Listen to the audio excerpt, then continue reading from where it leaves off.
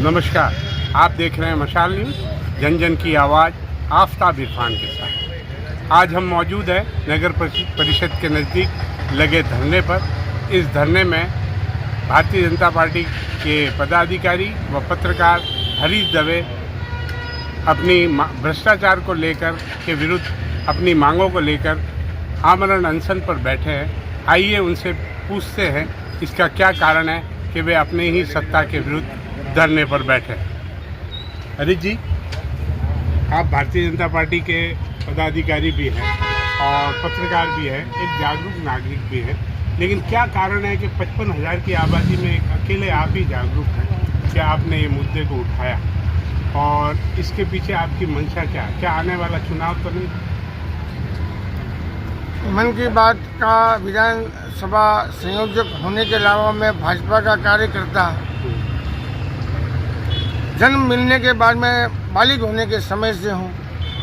Media के अंदर भी मैं कार्य कर रहा हूँ और हिंदू वेव संस्था के मार्फत से मैं पिछले 25 साल से जनहित के मुद्दों को लेकर जनता के लिए जो मेरी इस जन्मभूमि के प्रति भावना है, मैं विषयों को लेकर आज ये पहली बार मैं चौथी बार आमरण अनशन पर बैठा हूँ।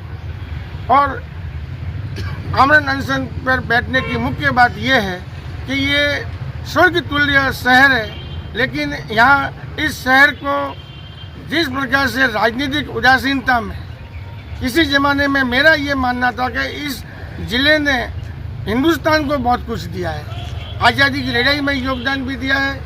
और लेकिन आपकी सत्ता है, आपकी पार्टी की सत्ता है और यहाँ के विधायक मंत्री हैं जिनके आप कट्टर समर्थक माने जाते हैं, क्योंकि सोशल मीडिया पर हमेशा उनका बचाव करते आप नजर आते हैं। ऐसे में आपको अपनी सत्ता पे भरोसा नहीं कि आपको अनशन पर बैठना पड़ा?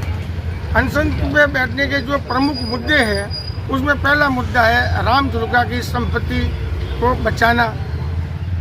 उस राम दुर्गा की संपत्ति को लेकर कुछ महीनों से यहाँ पे विवाद दिख रहा है।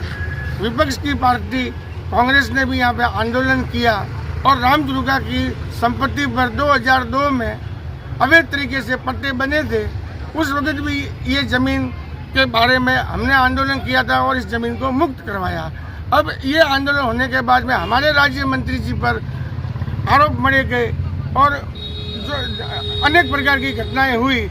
उसके बाद में राज्य मंत्री जी ने जो अवैध पट्टे बने थे उसको निरस्त कराने के लिए जिला कलेक्टर को लिखा और जिला कलेक्टर और प्रशासन ने निरस्त की कार्रवाई की और इसको अदालती विषय बना दिया। जनप्रतिनिधि के पुत्रों को लेकर कमीशन लेने का आरोप लगता है और उसे लेकर जो अव्यवस्था है नगर परिषद में, नगर पालिकाओं में, आज आयुक्त नहीं है, दो परिषद है और उसमें रोज नए कमतर अधिकारियों को लगाया जाता है। हाल ही में आज माउंट आबू में फिर से आचार्य को लगाया गया, जबकि वह सिरोही भी आयुक्त, जबकि वे गजेटेड अधिकारी नहीं है, उसके बावजूद भी उनको 2 परिषदों का बनाया गया। इसमें कहीं न कहीं ये जनप्रतिनिधियों के पुत्रों के निजी टैक्सों का तो कारण नहीं।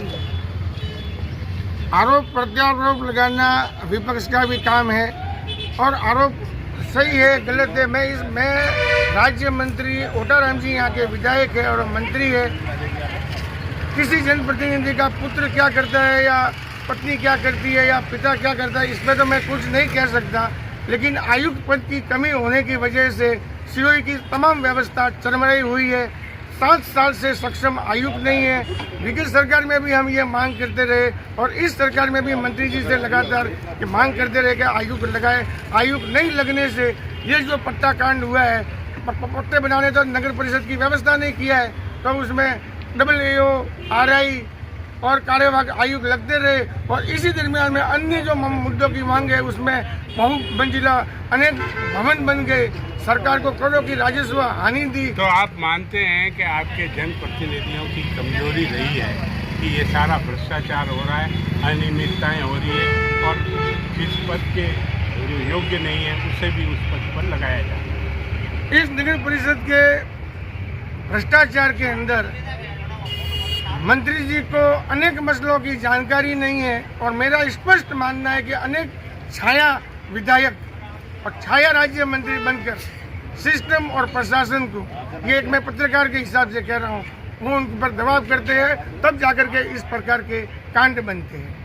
तो मतलब कहीं न कहीं तो कमी है मंत्री जी की, या तो उनकी जानकारी की कमी है या उनकी व्यवस्थाओं को नियंत्रण करने की कमी है, कोई न कोई कमी है, या फिर कोई कमीशन है जिसकी वजह से ये सारी अनियमितताएं हो रही हैं, जिसके लिए आपको आज भूख हड़ताल करनी पड़ रही है। इस विषय पर तो मैं कुछ ज़्यादा नहीं कहूँगा, लेकिन इसके साथ में एक अन्य विषय आता है अर्बुदा गौशाला का, जिसके लिए पत्रकार साहब आफ्ताब जी, आपने और मैंने वी श्रवण कुमार जी कलेक्टर साहब के टाइम में जो मूवमेंट चलाई थी बेसहारा पशुओं की समस्या को लेकर, तब नगर पालिका भाजपा का ही बोर्ड था, कांजी हाउस भी किया था और अर्बुदा गौशाला चलाने के लिए ली।